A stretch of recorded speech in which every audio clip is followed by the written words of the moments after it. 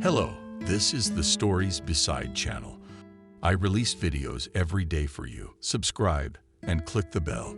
Camille, wiping tears from her face, stared in shock at the woman who had brought such bad news. "Can you sit with them for one more day?" The woman asked. Yes, of course I can. My God, what grief is this? How could it be? They were so young. How had it all happened? Couldn't anything have been done? Said Camille, continuing to cry. The woman sighed and shook her head. No one knows the details. There was a SOS signal and a fire broke out on the boat. Then the connection was cut off. No one knows anything else. Maybe they'll still be found. I mean, there's still a chance they're still alive. Anything can happen. They haven't found any bodies, have they?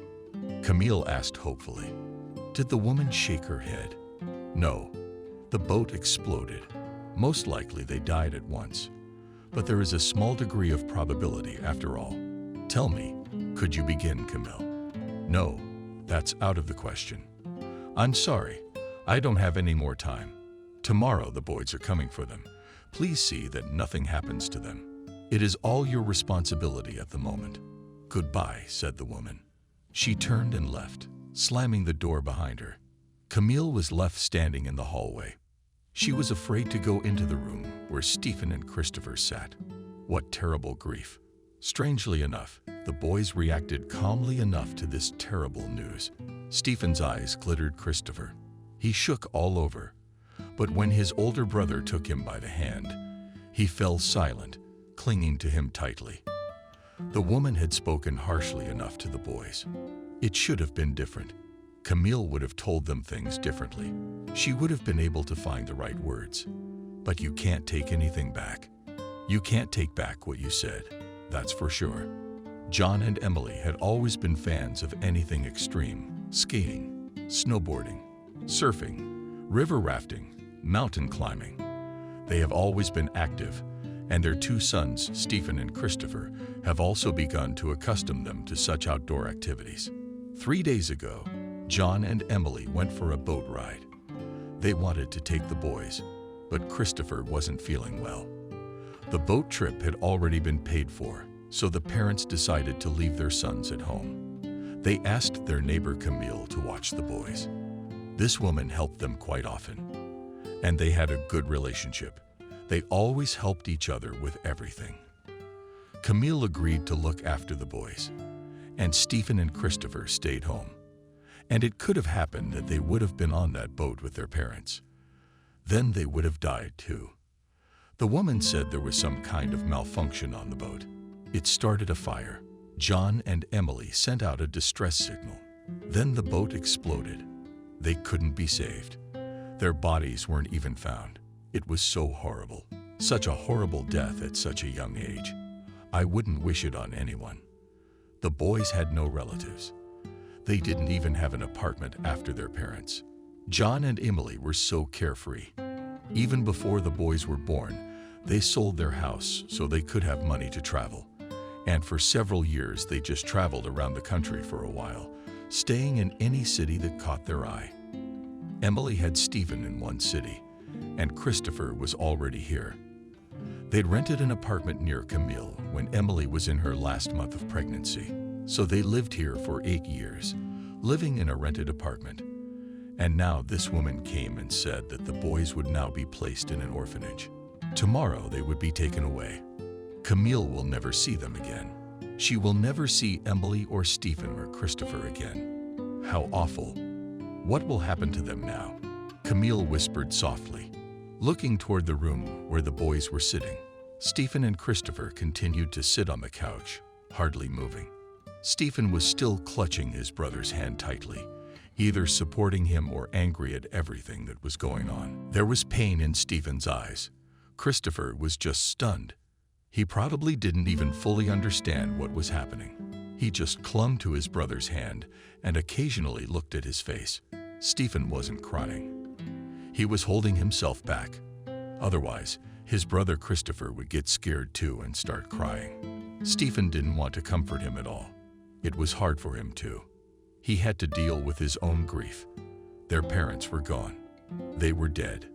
When Stephen heard the news, he thought it would have been better if they had been on that boat with them. Then they would have died, all four of them at once, and Stephen wouldn't have been so hurt. It's good for them that they don't feel anything now. Christopher and Stephen will now be taken to an orphanage. They are orphans now and no one wants them. Can we stay with Grandma Camille? In a trembling voice, Christopher asked. Stephen flinched when he heard his brother's voice. He glimpsed him and then looked away. No, you can't. She is not our own grandmother, and she is nothing to us.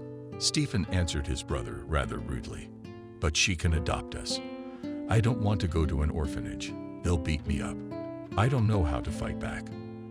Let's ask Grandma Camille to take us in. Christopher did not let up.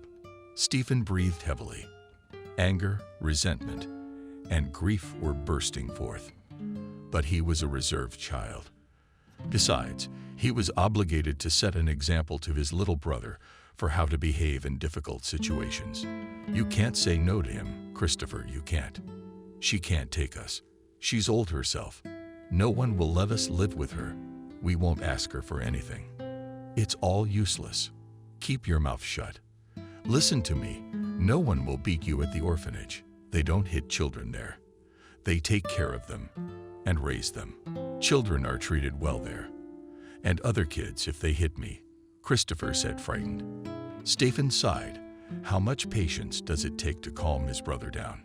He's 8 years old now, and he's still acting like a little kid. Then I'll teach you to fight.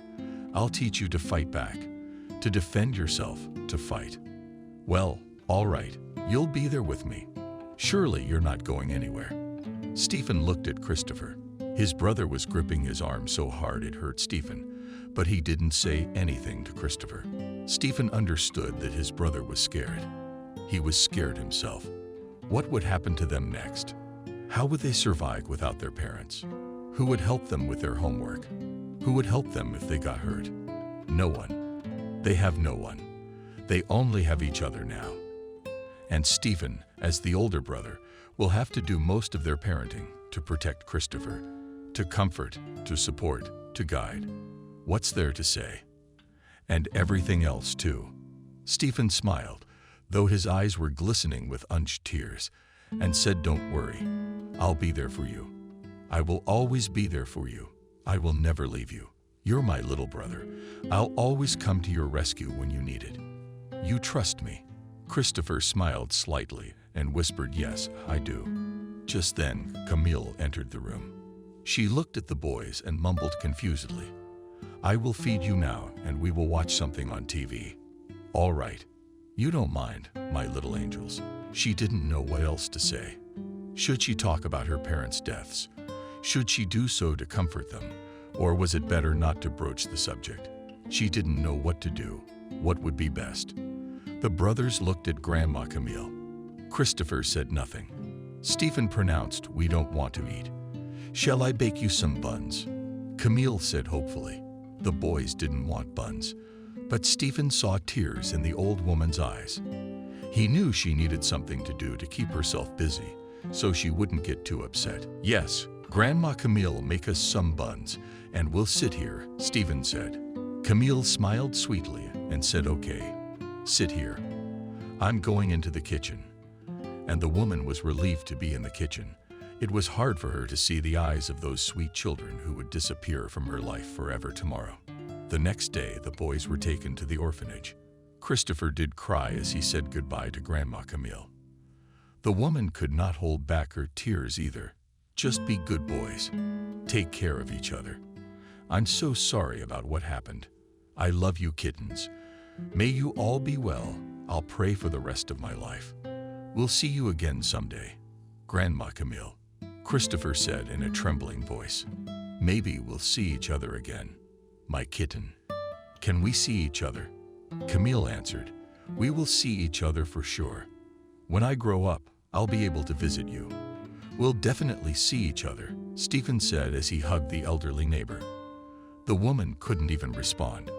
Tears choked her, and she felt so sorry for those sweet boys. How did their fate turn out? No one knew. God willing, Everything would be all right for them. She would pray about it all the time. Stephen and Christopher ended up in an orphanage. It really wasn't that bad there. At first, they were afraid of being hurt, beaten, or punished. Stephen comforted his brother, though. He himself had been afraid before that it would be too hard for them there. But it wasn't that bad. There were a lot of children their age, and Stephen and Christopher even made friends. The manager of the orphanage, Jenna, was a wonderful woman. It was obvious that she loved the children very much. As it turned out, she didn't even have any of her own. Maybe that's why she tied her life to such a profession. She took care of the other children because she didn't have her own caretakers, who were not bad either, strict but fair. And no one punished them. No one beat them for no reason. Gradually, the boys got used to the orphanage. The only thing that marred their lives were nightmares at night. Both Christopher and Stephen constantly dreamed about their parents. Christopher often woke up at night screaming in fear. He would sneak over to his brother and fall asleep with him in his arms. Some time passed. The nurse escorted them to the supervisor's office. Jenna looked at the boys and smiled. "Everyone speaks well of you. No one has a bad word to say. And I can see that you are good boys. You love each other very much. I called you in to tell you something. We often have requests for boys your age. You've seen for yourself that you've already adopted 3 in the time you've been here. So I have good news for you. You yourself can be adopted. Shocked, Stephen said. Jenna nodded with a smile. "Well, what about it? I don't want to be separated from Christopher, and I want to stay here.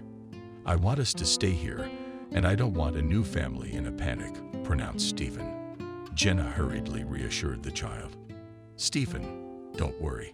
I can see how friendly you are and how much you love each other. I promise you that I will try to get you adopted by the same family. That's the practice. If we get brothers or sisters, there have been several cases where sisters were not to be separated and they were adopted by the same family. And there was even one case where 3 children were taken by the same family. So don't worry, everything will be fine. I promise you that you will always be together." Stephen and Christopher calmed down after this conversation. Christopher started pestering his brother all the time. "You know, I even like the idea. I really wish we could have parents again. Can you imagine if some rich family took us in and we each had our own room, and then we'd grow up and go abroad and study there, and then we'd make a lot of money and be rich ourselves. How cool."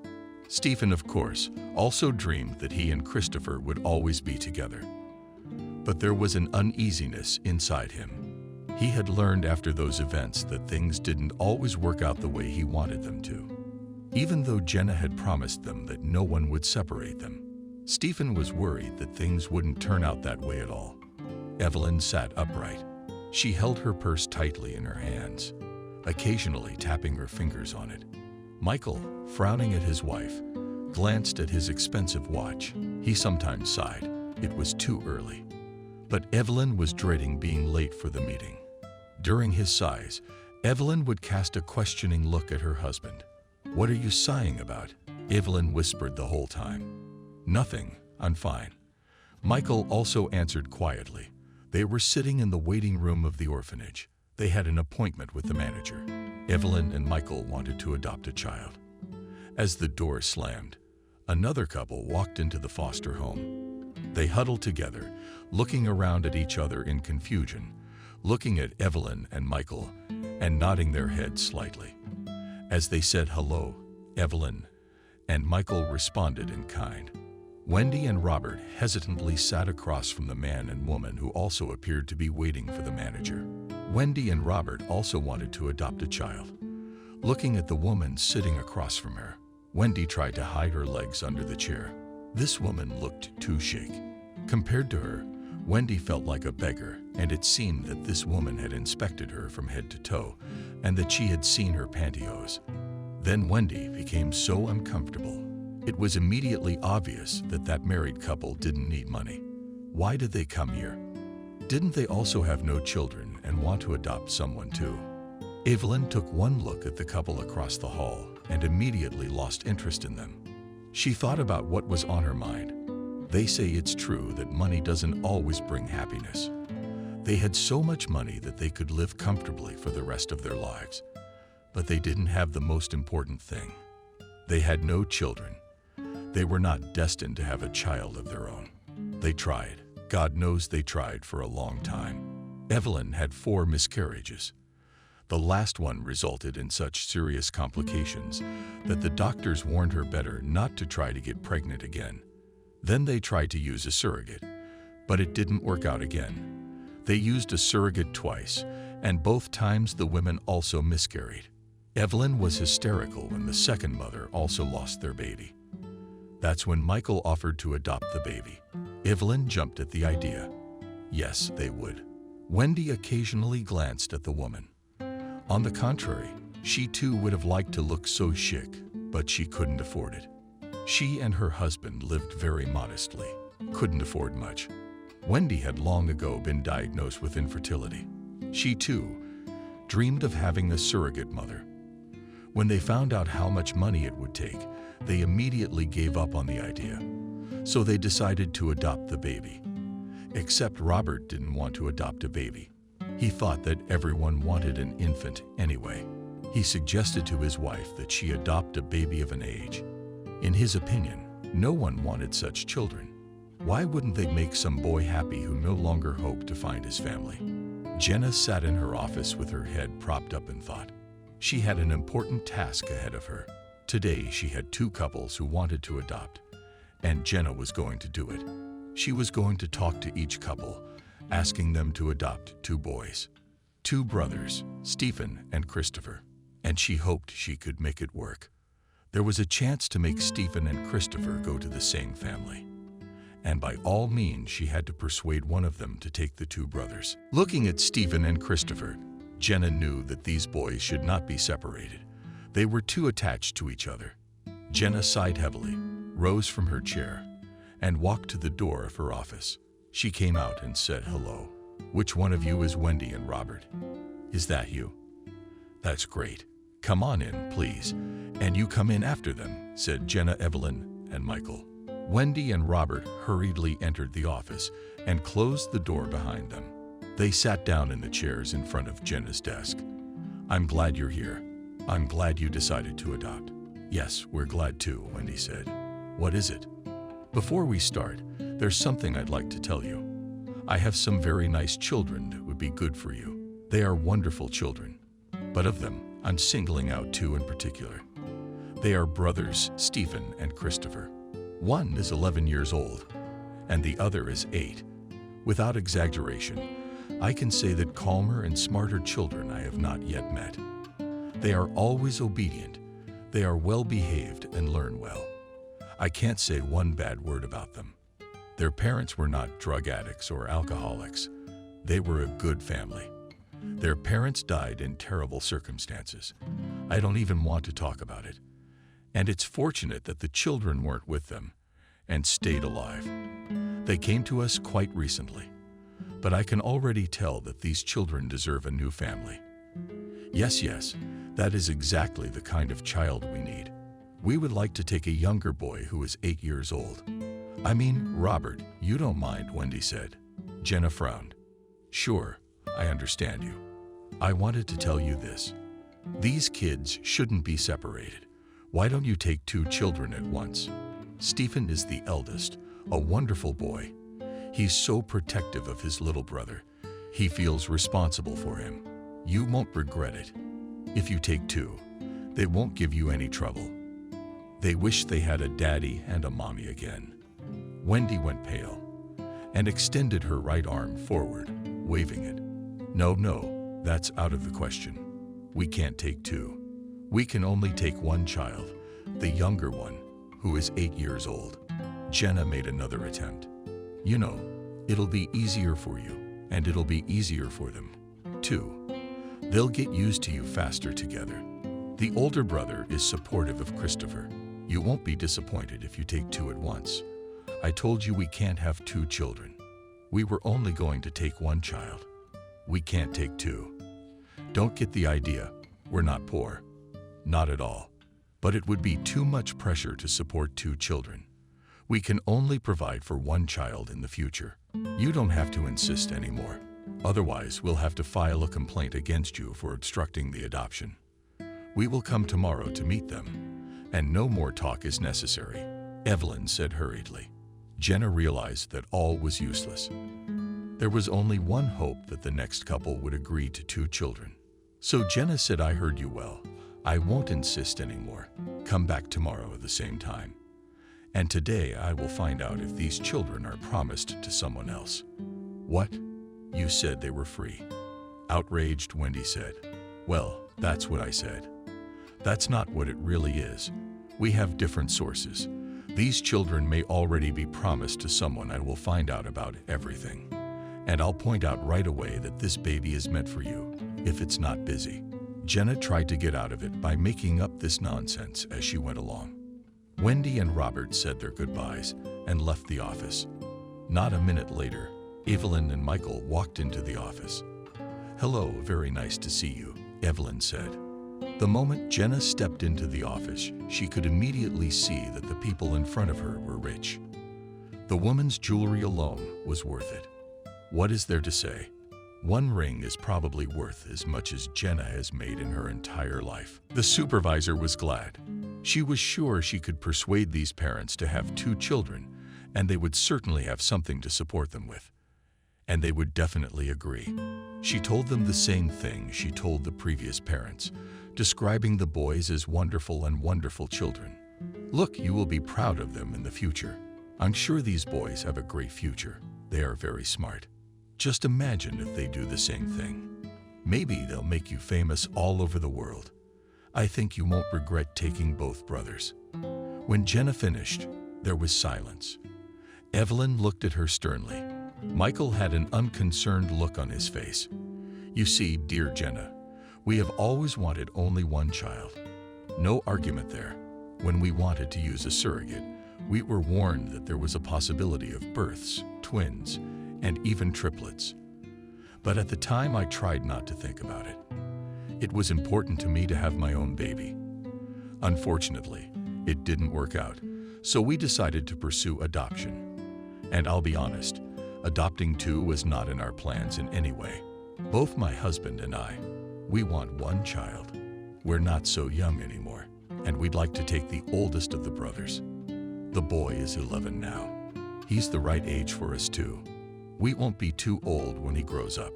That's just wonderful. What will happen to his brother? I don't care at all.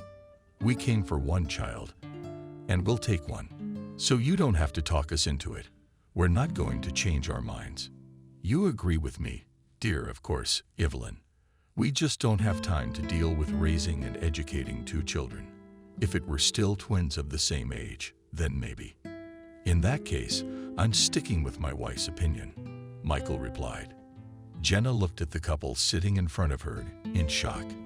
How could it be? They are rich. They are very rich. Can't they take 2? How hard would it be for them to raise them? Jenna's sure they're going to pass all the parenting on to someone else anyway. Maybe even put them in some expensive private school where they have to stay 6 days a week. Would they really be that stressed out for 2 people? Jenna realized she had failed. And this time, this couple wanted to take Stephen and that one Christopher. Jenna had told them about the boys herself, and now they wanted to take those particular children. If Jenna opposes this, she will be in big trouble. There will be investigations, and she could be fired. She was very protective of her position. There's nothing she can do about it. She would have to separate the brothers, no matter how hard she tried not to. When Jenna told her brothers that, they almost got hysterical. "You promised. You told us that no one would separate us. How could you cheat like that?" Stephen screamed at us. I don't want my mom and dad. I don't want to go anywhere. I want to stay here. I'm going to be a bad boy. I'm going to behave badly so they can bring me back here. I don't want to go anywhere," Christopher cried. "Listen to me, you listen. There was nothing I could do. I tried honestly, but nobody wants to take 2 at once. You're going to have wonderful families, believe me. Maybe they'll even let you talk to each other. I'll talk to them and tell them you need it. Just don't get so upset. There's nothing more I can do. I can't help you anymore. Jenna tried to reason with the boys, but they wouldn't listen. You promised everything would be all right. I don't believe you anymore. You lied to us. You're a liar. I hate you. You ruined our lives. I hate everybody. I hate everybody, and I hate my parents for dying, for being here. I hate Grandma Camille because she left us. She could have taken us, and I already hate my new parents, and I hate everyone. I don't want to see anyone, cried Stephen, going into hysterics. Christopher began to cry so bitterly that Stephen had to calm down to comfort his brother. When Jenna left, the boys sat hugging for a long time. At night, Christopher came to his brother's bedside. I am afraid, he whispered. Stephen was afraid himself, but he knew that no one could comfort Christopher but him. And Stephen would have to pull himself together to comfort Christopher. Don't be afraid. Jenna said we're going to have wonderful parents. I'm sure they'll let us communicate. Everything will be fine. Just you behave yourself, okay? We're gonna have a family again, you know. So what? That we'll have different families. It doesn't matter. The most important thing is that we'll have parents again, and they'll take care of us. If they won't let us communicate, Christopher asked scaredly. Stephen tried to think of something to say, but couldn't find the words. He sighed and whispered, if that happens, then you have to be strong and promise me that we will definitely find each other. We will swear and do a special ritual to make it happen. What ritual? Christopher asked with interest. Stephen thought of the very ritual in a second. He switched on the flashlight he had taken from the house when they were taken to the orphanage and pulled out a small box from under his pillow. He took out a needle and whispered, "We have to prick each other's fingers with this needle, then put them together so that our blood mixes. This will mean that we have sealed our promise with a special ritual. Through this ritual, we can find each other." Understood. I understand, whispered Christopher. Aren't you afraid? Stephen asked sternly. I am not. Christopher whispered again. Staring spellbound at the needle, Stephen carefully pricked his ring finger first himself and then his brother, and they made contact with their fingers. Now there is an unbreakable bond between us. You and I will surely find each other and meet, and we will always be together. Do you understand, little brother? Said Stephen. I do, whispered Christopher, looking into his eyes. Stephen, are you going to work today? Stephen looked at his driver. No, Kevin, I'm not going anywhere today. You can rest, he answered. Stephen was sitting on the veranda with his best friend David. David, hearing the driver address his friend, laughed as soon as the driver drove off. Stephen, how important you've become. You'll soon stop saying hello to me. Stephen grinned. Come on, you don't have to sneer, David shrugged. I don't want to. It's just funny. You're only 20 years old. Are you all ready, Stephen? I think so. You're about to replace your father. Maybe I will soon. Dad's already hinted to me that he wants to retire completely. He and Mom want to go on a long trip. Mom's been dreaming about it all her life, but Dad's been stopped by business. And now he says I can soon take over all of his business. And that's what you're waiting for, David said. Stephen shrugged his shoulders. I don't know. I guess I'm cool with it. It's just a job to me. Wow. Being a banker is a way of life. Stephen, you know, it's a way of life. Why don't you say something? I heard your father's starting a firm for you, Stephen said. David sighed. He is, but I don't really want to work, but I have to. My father's not going to provide me with money for the rest of my life. And I know I can't just sit on my parents' shoulders forever either. They were both silent and absorbed in their own thoughts. And then David came to his senses. Well, your search for your brother was once again unsuccessful. You didn't find out anything about him again. Stephen frowned. No, the detective couldn't find out anything. I'll never forget. What kind of retarded parents did my brother have? Why didn't they let him hang out with me? Mine didn't mind. I love them for that. Those jerks. They're nobody. I can imagine how tortured Christopher was, begging them to let us meet. David looked at his friend and shook his head. Look, do you have that kind of power? And you still can't find your brother? In fact, maybe you should go to the orphanage. Maybe they can help you there. Jenna couldn't help me then. I went with my parents. I cried to her. I begged her, and my parents talked her into it. But she wasn't legally allowed to give out any information. David waved his hand at Stephen. Well, that was when it was 100 years ago. It's a different time now. You can go to her, give her a tidy sum of money, supposedly for charity. Let her just give you all the information in words, that's all. There wouldn't be any proof that you got it from her, would there? That's right, isn't it? Stephen looked at David with interest. Look, it's true. I'll go to her as if it was for a charitable purpose. I'll tell her I'm going to make a big donation to the orphanage. I think I could give a couple million. I think I can prove to Jenna that it's a very worthwhile cause. She shouldn't pass up a chance like that. Yeah, I'll do that. Thank you, friend. There's always good advice. You're welcome, David replied with a satisfied look. Now tell me, what do you think of this new girl you met yesterday? The next day, Stephen drove himself to the orphanage. Early in the morning, he made an appointment with the manager. Hearing about the charitable donations, the secretary immediately made an appointment for him in an hour. At the appointed time, Stephen was already sitting outside the office. A few minutes later, the secretary came up to him and said he could see the superintendent. Stephen reverently opened the office door, walked in, and with a smile said, "Well, hello, dear Jenna." But Stephen didn't have time to finish because the words stuck in his throat. The woman sitting in front of him was not Jenna, but a complete stranger. She was looking at him over her glasses, her eyebrows drawn together. "Well, hello there, young man. Something tells me you were expecting a completely different person. Most likely, Jenna is correct. Unfortunately, Jenna passed away 6 months ago. Sudden cardiac arrest.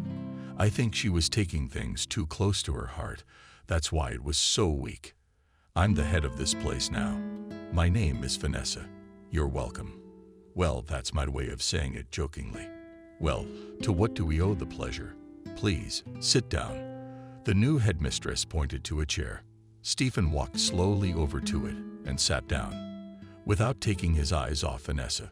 To be honest, I didn't expect to see anyone else here. I was hoping to see Jenna tonight.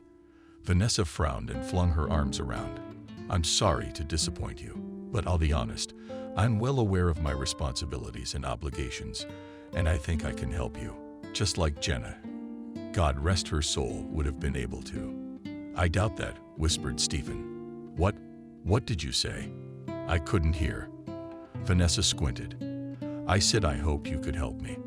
Already louder, Stephen said. For several minutes they talked about the voluntary donation Stephen was about to make. Vanessa rubbed her hands together, anticipating a large sum of money floating her way. Then, however, her face stretched in disappointment as she heard Stephen's next words. "I will gladly donate this amount to an orphanage. I would be glad to be of service to you. However, in return, you must do something for me. What can I do for you?" A look of suspicion appeared on Vanessa's face. "You see, I was brought up in this orphanage, and for a long time we were here together with my brother. We were adopted at the same time, only we ended up in different families. I would like to know all the information about my brother because I want to find him. When we were little, it didn't work out. Some circumstances prevented it, and then my parents took me abroad. For a long time, I couldn't get in touch with Jenna. I only recently returned, and now I would like to find my brother. I'm sure you could easily help me in exchange for my charitable donations. What do you think? That's a very good deal, right?" Stephen said.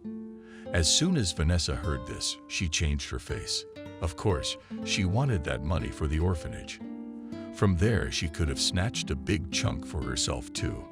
But she had only recently become supervisor, and she was very suspicious. She had often cheated people herself, and she expected others to do the same. It seemed to her that Stephen was a hired man to catch her on a bribe or some kind of misconduct. She was sure that if she complied with Stephen's request, she would be instantly removed from office. Maybe they would put her in jail too. No, that was not what she was willing to do. "I'm sorry, you've come to the wrong place. We're not allowed to release any information about adopted children, and I can't help you. Unfortunately, even your charitable donations won't help you. Think about the money. I'm sure there is something I can do to get the information I need. We can make sure that no one knows about it. If you're afraid of publicity, you can count on me. All I want is my brother. I don't care about anything else," Stephen said. This made Vanessa even more suspicious. She took off her glasses and stood up from her chair, folding her arms across her chest. She said sternly and loudly, "Please leave. We can do without your generous donation, but I will never go against the law. I was elected to this position, and I have to live up to these people's expectations. I never break the law. I am not allowed to give out any information about adopted children. There are no exceptions to that. I'm gonna have to ask you to leave. I have a lot to do. Have a good day." Stephen had to leave. There was nothing more he could do. If he'd gone back to the orphanage a little earlier, if he had caught Jenna, he was sure she would have helped him even without money. Now the trail of his brother was lost forever. He would never find him. Though he had made him a promise, there was nothing more he could do. Stephen believed in fate. He hoped that someday he would be able to do something to find his brother. He would keep hiring detectives to look for Christopher again and again. He would never stop looking for him, and he will find him one day. It's been 10 years. A lot has happened in that time. Both Evelyn and Michael had gone on a trip around the world. They hadn't been home for years. Everything was fine with them. Michael handed his adopted son all the business, and now Stephen was a banker. Stephen kept looking for his brother. He hired one detective after another, but it was all in vain. No one could provide any information about his brother. Eventually, Stephen lost hope and gave up trying to find him. When Stephen was 25 years old, he met his future wife. Her name was Nancy. She was a girl from a wealthy family. Stephen immediately liked her. Yes, and the girl also immediately fell for him. Wealth is attracted to wealth. But here it was a coincidence that the young people loved each other for real. That was quite rare among the rich. Usually, it was a marriage of convenience. But here it was not a marriage of convenience, but a marriage of love. After he met Nancy, Stephen gave up all efforts to find his brother. They were married, and he now had a family of his own. However, he kept thinking about his brother. Stephen hoped that Christopher's life had worked out as well as he had. He knew nothing about his adoptive parents, though. One day Nancy asked her husband, "Could you take me to the mall? Or could I ask Kevin for a little while? Kevin will be busy with me tonight. I'm busy till late tonight, so he'll drive me. I won't drive myself because I'll have to go through the paperwork," Stephen answered. "All right, I'll take a cab then," said the wife. Nancy kissed Stephen on the cheek and wished him a good day. All morning, Stephen was on the road running his errands. He was at the bank in the middle of the day, and then again his driver drove him to various places. Stephen also had an appointment with the owner of a jewelry store. A wedding anniversary was approaching, and Stephen wanted to give his wife a special gift. He was always served individually in a special room. The owner of the jewelry store served such customers himself. Stephen ordered a set of jewelry for his wife, earrings, a necklace, a ring, and a bracelet. And this special gift was to impress his wife. Stephen had to shell out a tidy sum for this set. By the time Stephen got home, it was late. Nancy was already home. She offered her husband dinner. Stephen was not hungry. He said he had a lot of work to do. Stephen went straight to his office and immersed himself in papers. Nancy looked at him thoughtfully and nodded. Stephen noticed that his wife was too quiet, but he didn't give it much thought. Was he working in the study? His wife peeked in a few times, but didn't bother him. It wasn't until an hour and a half later that Stephen breathed a sigh of relief. He was almost done. He leaned back in his chair and closed his eyes, immersed in his thoughts. Then his wife dropped in again. "Are you free already?" she asked. Stephen opened his eyes and smiled. Then he beckoned her with his hand. "Yes, almost free. I have a few signatures to make. Come here, I missed you." Infancy smiled and went into the study. She walked over to her husband and sat on his lap, hugging him tightly by the neck. "And I missed you. You've been so busy lately. I forgot the last time we went out together," she said, quietly in his ear. Stephen took a deep breath of her perfume and nuzzled into her neck. "I'm sorry. There was too much work to do. I'll try to be free by the end of the week. Besides, it's our wedding anniversary. I have a surprise for you. I've already made reservations at the restaurant. We'll have a wonderful time." Nancy laughed softly and leaned her forehead against his cheek.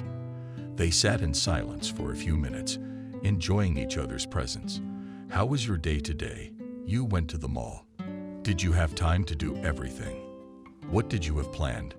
Stephen asked. Nancy was silent for a while, and then said thoughtfully, "You know, I wanted to talk to you about something that happened today. And it's so weird that I wanted to share it with you."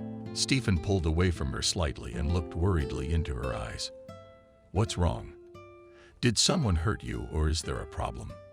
You just tell me, and I'll take care of it right away."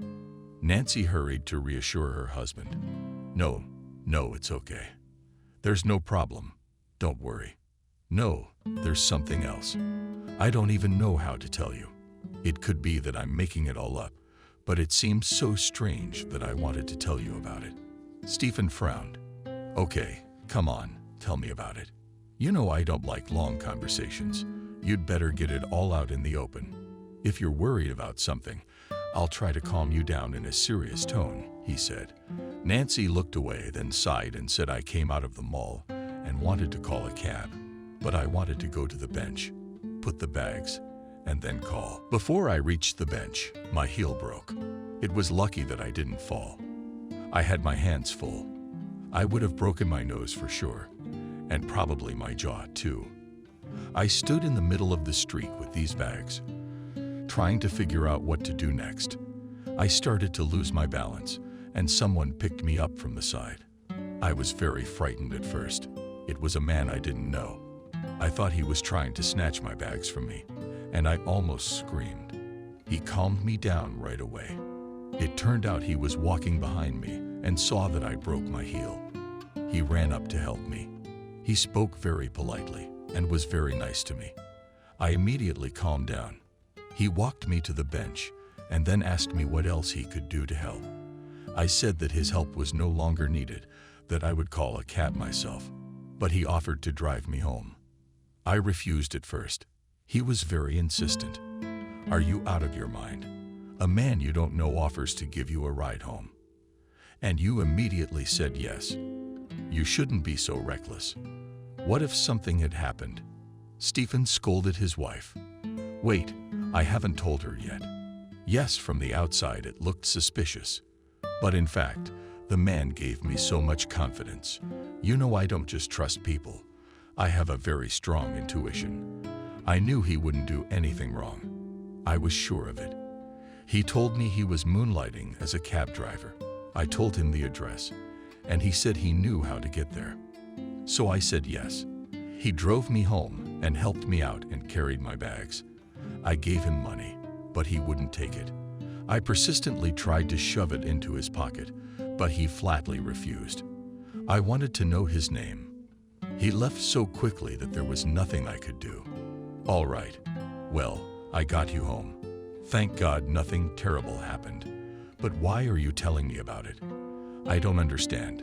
Nancy looked intently into his eyes, because that man looked a lot like you. And it was so strange, she said quietly. Her words sounded like thunder from out of the blue. Stephen froze, looking into his wife's eyes.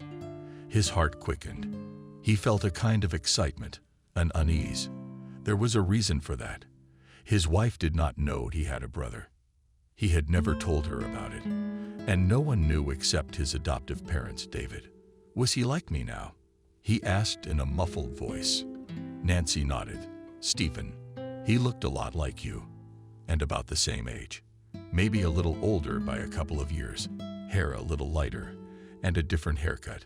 More gray. But the face. He looked a lot like you. Stephen closed his eyes for a few seconds. He stopped breathing, and then exhaled noisily. He opened his eyes glistening with Nancy tears, frowning as he looked at his husband.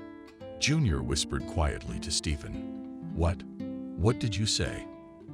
Asked Nancy, younger than me by 3 years.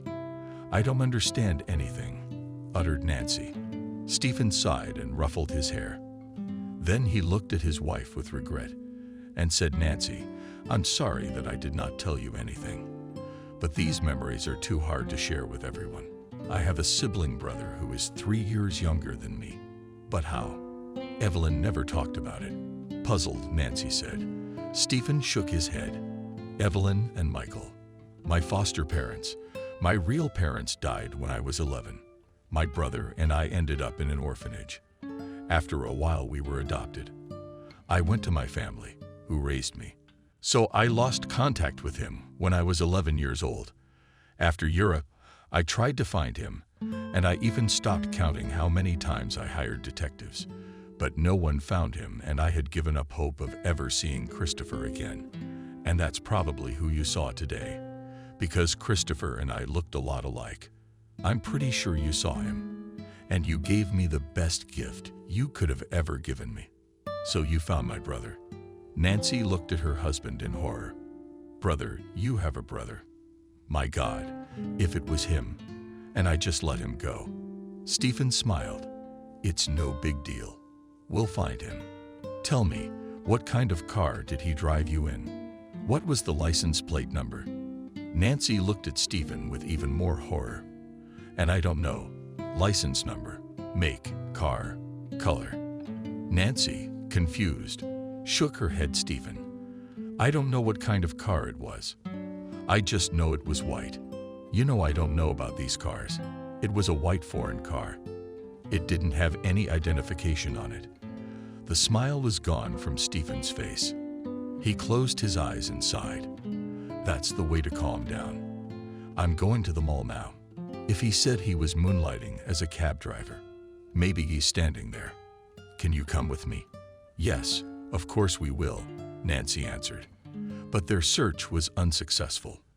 They drove to the mall, got out of the car, ran around the entire parking lot, looked at every car, looked at every person. Probably everyone who saw them thought they were crazy. Well, Stephen didn't care. For about 40 minutes they searched, but they didn't find anyone that looked like Stephen. They went back home. Stephen somehow finished the paperwork. He stayed up all night. He thought about his brother. Early the next day, he drove to the mall again. The driver looked perplexed at his boss, who was peering into every person entering and exiting the mall. But Stephen saw no one who looked like him. He didn't see anyone who looked like his brother. At work, he called the detective again and told him what had happened. He hired several men, gave each of them a picture of himself, and ordered them to be outside the mall around the clock looking for someone who looked like himself. But several days passed. His younger brother was still nowhere to be found. Stephen fell into despair. How could this have happened? He was sure that Nancy was traveling with his brother. How could it be that he wasn't home? He would have seen him, and they would have recognized each other immediately. And if Stephen drove with his wife to the mall and Nancy broke a heel, his brother walked her to her car, and then they would have met. What kind of bad luck is that? Here he was just around the corner. Stephen lost it again, without even seeing him. It was their wedding anniversary this weekend. Stephen and Nancy went out to a restaurant. There he gave her a set of jewelry. The wife was absolutely thrilled. But Stephen wasn't thrilled. Of course he smiled. Sure, he pretended to be delighted when she gave him an expensive watch with his initials on it. But his thoughts were far away, and his wife noticed it. The whole evening, while they were in the restaurant, the conversation barely clicked. Stephen had his head in the clouds. He kept asking her what she was telling him. His wife could see he was trying his best not to upset her. But there was nothing she could do to help him. Please, calm down, I'm sure you will meet him. I can feel it. You know my intuition never fails me." Stephen looked at his wife doubtfully. She took his hand and smiled. He smiled back. What could he say to her that his intuition told him they would never see each other again? Again, some uneasiness settled in his heart, and he could not explain its cause. For a little over a month, Stephen had people watching the mall and looking for his brother. The surveillance was around the clock. It cost a lot of money, but Stephen didn't care about the money. He was willing to pay 10 times as much just to have his brother found. Christopher, however, was never found. Stephen lost a lot of weight. He developed insomnia. This affected his relationship with his wife and his work. He was snapping at coworkers with his wife, spending little time. Eventually, his wife came into his office one night and said, "Stephen, I love you very much. I would do anything for you, but you're too much of a player. I understand it's your own brother, and you're desperate to find him. But you have to think about me too. We hardly talk to each other. Sometimes I notice that you get mad at me, like it's my fault you can't find him. I don't remember. Not the license plate or the make. I didn't do it on purpose. I've always been like that, and you know it. So you have no right to be angry with me. I'm truly sorry that you can't find your brother. But I didn't even know about him. You didn't tell me anything about him. Now you want to make me feel guilty. You can't do that, Stephen. I don't feel guilty. I wish I could help you, but I don't know how. If you don't stop behaving, that's how I'm going to have to leave." Nancy said this and left the office. Stephen looked after her for a long time. Then he sighed, got up, and went to the window. Yes, apparently it was time to stop looking. Otherwise, he would lose his beloved. He was really angry with her, even though she was not guilty of anything. But most of all, he was angry at himself for failing to keep his promise that he had made to Christopher. Promised that they would meet someday. So many years had passed, and their meeting had never happened, and it was unlikely it would ever happen. It was time to admit defeat. Stephen looked at the ring finger he pricked with a needle years ago. There was no mark on it, but Stephen could feel the spot where the sharp needle had entered then. It seemed to him that the spot was burning. Stephen sighed once more and left the office to go and apologize to his wife and tell her that he was ending the search for his brother. A year went by. Stephen and Nancy were doing well. They were thinking about having a baby. Nancy was concerned about her health. She was constantly going to doctors for different checkups. She wanted them to be fully prepared for the birth of the baby. She made Stephen go to the doctors too, but not as much and not as often. Stephen was doing fine. Once he came to terms with the fact that he would never see his brother, his condition improved at work was fine, and his relationship with his wife became smooth and peaceful. Of course, Stephen could not forget Christopher. He always remembered him, but he kept reminding himself not to dwell on looking for him anymore. And that helped him. He had to go to a few more sessions with a psychologist. He did this in secret from his wife. To his surprise, these sessions helped him. He let go of his brother, continuing to remember him. "You don't stay late tonight. I wanted to spend the evening alone with you. I'll make a nice dinner myself," Nancy said, when Stephen kissed her in the morning before he left for business. Stephen raised his eyebrows in surprise. What was the occasion? He asked his wife. Nancy smiled enigmatically. "Do you really need an excuse to spend time with your husband alone? Maybe there is an occasion. Let it be a mystery to you. Maybe I'll surprise you, and maybe I won't. And anyway, I just want to sit with you in front of the fireplace, chatting, remembering our acquaintance." "I'm in a nostalgic mood," Nancy replied. Stephen took his wife by the chin and said, "I'm always happy to spend time with you. I'll try not to stay too long today. I love you, my queen, and I love you." Nancy sent him an air kiss and he left. As soon as he arrived at the bank and went into his office, the employees started stopping by immediately. Everyone needed something.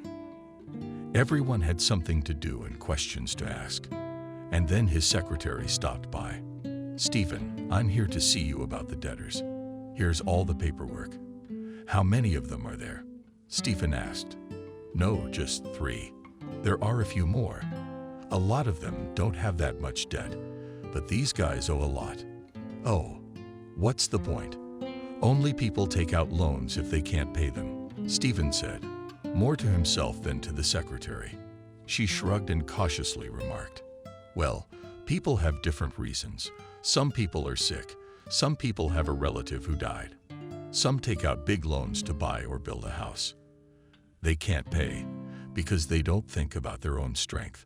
Although there are different cases. I had a friend, a stupid girl. She took a loan for a trip around the world and disappeared for 6 months. And the loan was big, and the interest was high. She never made a single payment. When she came back, they took away her apartment because she had nothing to pay. So she was left with nothing." Sirhan raised one eyebrow, and Molly realized that she had overstayed her welcome. "Molly, you take care of business. I'll take a look at the papers." "Yes, Stephen, I'm sorry," she answered and left in a hurry. Stephen looked at the papers for about 15 minutes. Then he frowned. He summoned his secretary. "Molly, hit me James and Charles, the collectors of our relatives." "Yes, of course, Stephen." A few minutes later, James and Charles were already in the boss's office. "Well, my dear helpers, I need your help again. There are a couple of individuals who need a good shaking. Are you doing a great job with that?" "Of course, Stephen, we're always ready." "You know," Charles answered. "That's fine. Then listen." Stephen told his 2 employees about the debtors. He gave them all the documents with all the information and addresses. James and Charles rubbed their hands together with pleasure. They loved this case. Most of all, they loved talking to the debtors. When they came to the house with the arrogance of introducing themselves, they felt a special superiority. They loved those frightened faces, the pallor of their skin, the sweat of fear and fright, and how the relatives began to wail, trying to appease the debt collectors. But it was useless. James and Charles were impossible to pacify. They were ruthless, brutal. That's why Stephen assigned such cases only to them. But most of all, the debt collectors like to visit debtors at work. People don't pay their bills, don't pay their loans, usually because they have some serious problem. And, as a rule, debtors don't want other people to know about such intimate and shameful things. The debtors had a special pleasure, incomparable, when in front of strangers they started to fulfill their obligations, loudly revealing all the details of the debtor's private life. Oh, what a pleasure it was. James and Charles had as many as 3 addresses to date. On the first 2, they quickly made amends. It was somehow easy and straightforward. There were no hitches or arguments. The 3rd address, on the other hand, caused them a lot of confusion. It was not because of the debtor at all, but because of what they saw at his house when they knocked on the door, and no one answered for a long time. Usually in such cases, James preferred to knock for at least 15 minutes to drive the debtor or his relatives mad. This time they did as they always do on such occasions. James had a special instinct. "I sense that someone is at home. They are hiding from us, but we just won't get away with it. They won't get away with it. It's no use hiding," James muttered with a wry smile. Charles nodded, looking at his partner. They knocked and rang the doorbell for about 5 more minutes. Then the door opened. James flinched in surprise. A girl looked out from behind the door. Their faces were flushed, but not frightened at all. Just as James had expected, he said hello at once, with a certain amount of disappointment. "Hello, we're here." Before he could finish, the girl interrupted him. She smiled slightly and began to apologize. "Please forgive me, I was in the shower. You must have been on the phone for a long time. I didn't hear it at first because of the noise of the water. And when I did, I had shampoo on my head. Well, I couldn't run out of the shower with foam on my head. I figured if someone needed me, they'd wait. If it was urgent, whoever was trying so hard to get through to me would wait." James looked at her wet hair, which was falling down over her shoulders. "Well, I don't really need you, but Christopher, we need to talk to him." As soon as the girl heard the name, she changed her face. No, she wasn't frightened. She didn't panic. A shadow of intense heartache flashed across her face, and then she put on a mask of some strange indifference. She looked them both over from head to toe, and then she opened the doors wide, and the collectors saw that the girl was deeply pregnant. Most likely she was about to give birth. "Come in. It's hard for me to stand for a long time." "Come in, don't be shy," said the girl. "And we're not shy," said James, but a little embarrassed. They went in. The atmosphere was deplorable, to say the least. It was immediately clear that these were people who were denying themselves a lot. James looked around carefully with his professional eye, noting every detail. And then the girl said my name was Miranda. "Yes, we know you, Miranda, Christopher's wife." "That's right," said Charles. The girl nodded. "Yes, that's really me. Why did you want to meet my husband?" Then James went about his duties. It was his element, and he was ready to show himself in all his glory. Christopher had been in default on his debts to the bank for a long time, and we came to find out the reason for this and to report that if the loan was not repaid in full soon, the next meeting would be in court. Miranda looked at the debt collectors with sadness and indifference. James expected her to cry, to wail, to grab her heart. But that did not happen. He looked at the pregnant girl for the first time in his life with surprise. But then he understood the reasons for her behavior when she said, "My husband died 7 months ago." James and Charles looked at her in silence. They did not know what to say. Miranda wrapped her arms around her stomach and said, "I'm sorry. I don't feel well. I need to sit down.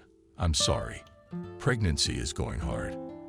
The doctors thought I would not be able to carry to term after all the stress I had been through. But to everyone's surprise, the baby was in no hurry to be born early, even though it gave me a lot of problems and inconveniences." She sighed heavily and sat down in her chair.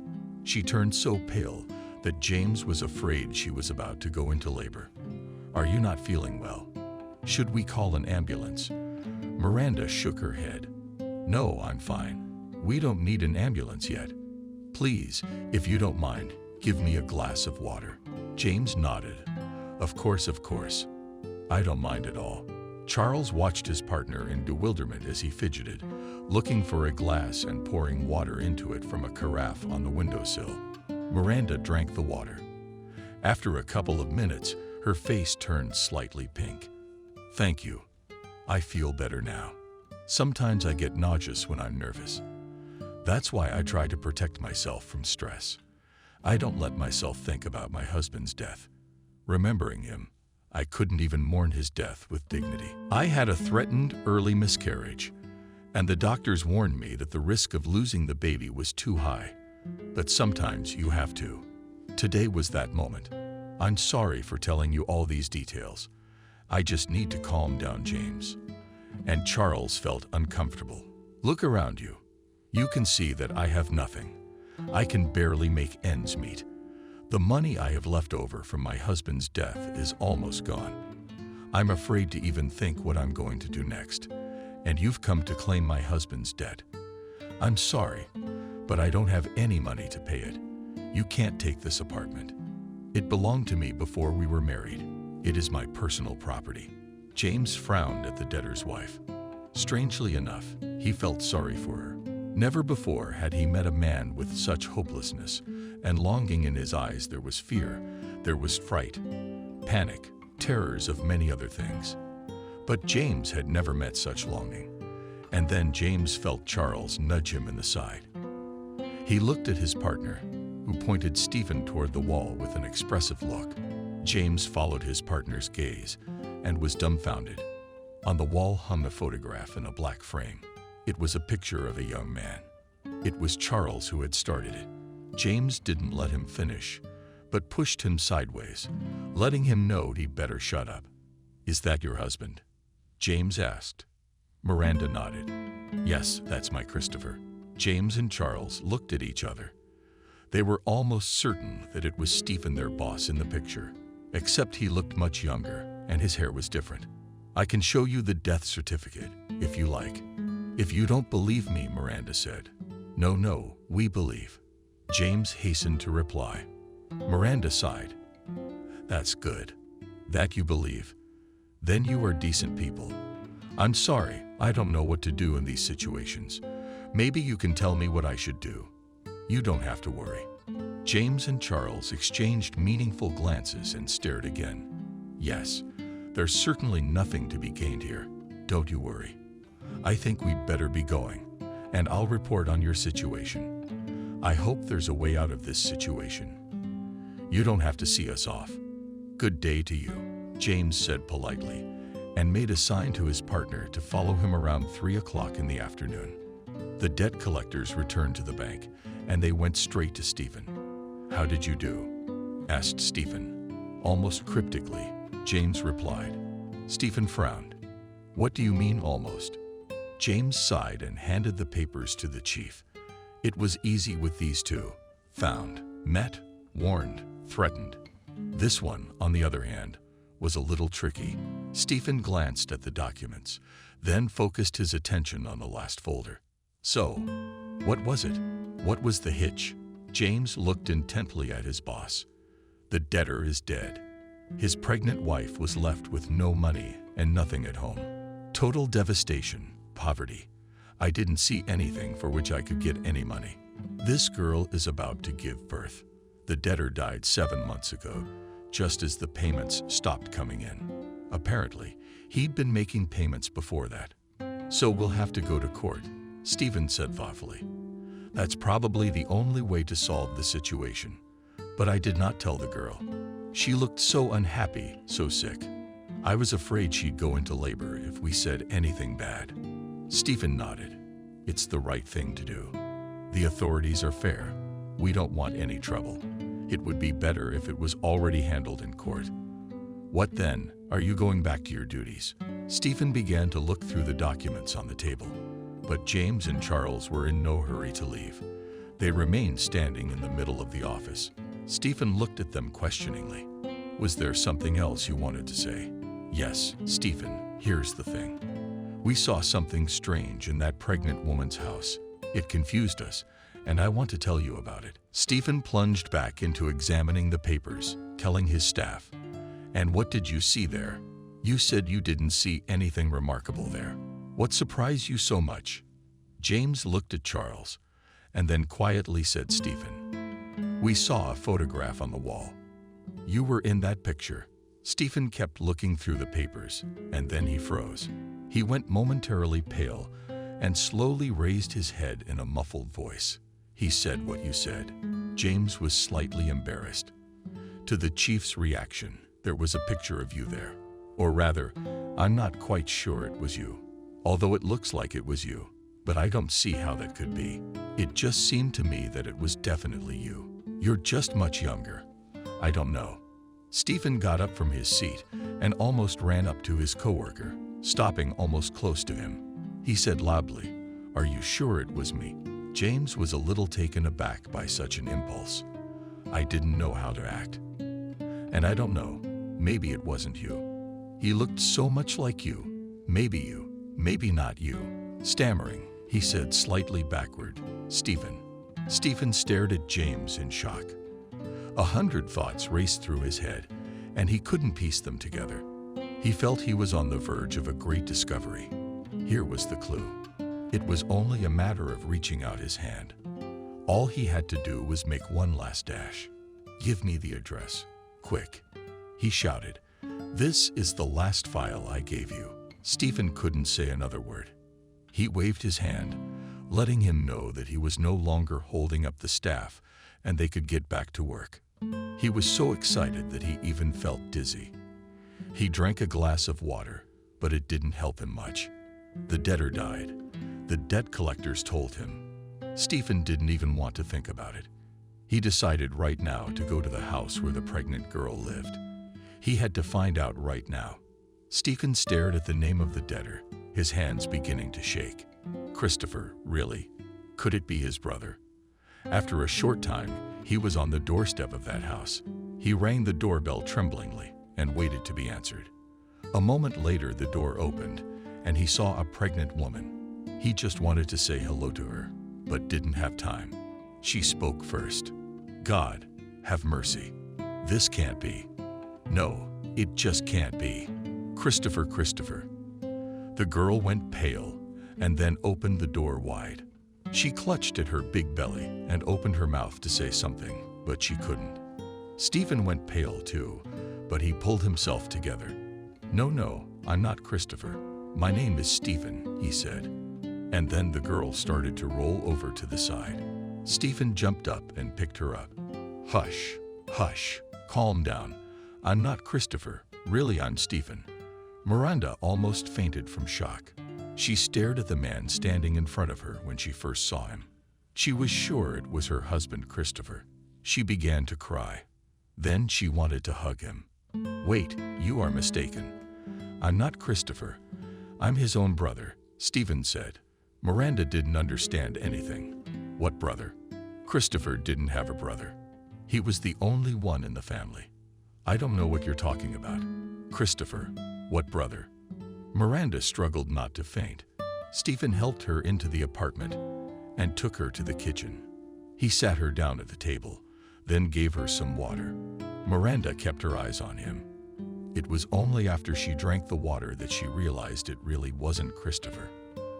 This man looked a lot like him, but there was still a difference between them. And this man was like a little older. What's going on? I don't understand, she whispered, keeping her eyes on him. And Stephen told her everything, how he had lost his parents, how he and his brother had been separated as children. How long had he been trying to find Christopher? And now, purely by chance, he found out that he was very near. Miranda listened intently to him. Tears continued to flow down her cheeks. When Stephen was silent, she covered her eyes with her hand and fell silent. I'm so sorry I never got to meet him. I'm so sorry. I had been looking for him for years. Fate must have had other plans. Why did he die? What happened to him? Stephen asked. His voice cracked with excitement, but he tried to control himself because he had to monitor the condition of the pregnant woman sitting next to him. Sitting next to him. Miranda removed her hands from her face and told him everything. Now she could talk about her husband's death because the person sitting next to her was someone who cared about Christopher as much as she did. Christopher could not find his brother because he had lived very far away all his life. His parents had taken him to the other side of the country as a child. Only a few years ago, Christopher returned to his hometown. This happened after the death of his parents. Miranda knew little about his childhood. Christopher did not like to talk about it. Miranda concluded that he had had a difficult childhood. They met a year and a half ago and immediately fell in love. And then Miranda got pregnant and her job cut her down. Christopher realized that they needed money. His job wasn't going well either. Didn't have a college degree. Worked wherever he had to. And after the news of the pregnancy, they got married right away. Then Christopher told her he was going to work. The money was promised to be very handsome, and he enthusiastically embraced the idea. He planned to stay on a business trip for 6 months. During that time, he would have earned a decent sum of money. But things turned out differently. Shortly after his departure, Miranda received news that there had been an accident. Christopher is dead. The organization for which he was employed. Christopher paid for the transportation of the body so that Miranda could bury it at home. And they also paid her some decent compensation, except that this money could not bring Miranda's husband back.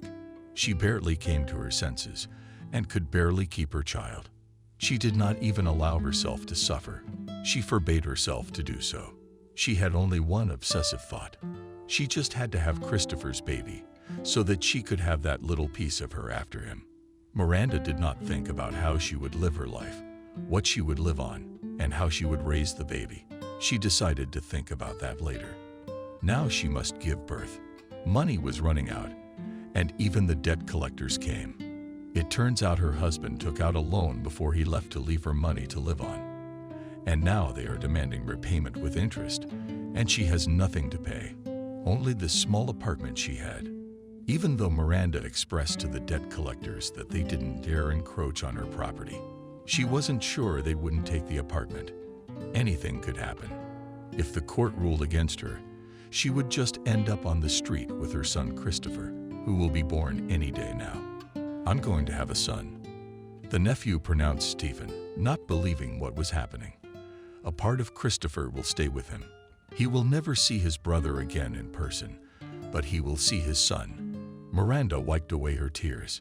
Stephen looked at her carefully, and then said firmly, "They will not take your apartment away from you." "How can you be so sure?" With surprise, the girl asked. "Because I was the one who sent those debt collectors, and I didn't know I was sending them to my own brother. Christopher owes my bank a debt. You can consider that debt gone.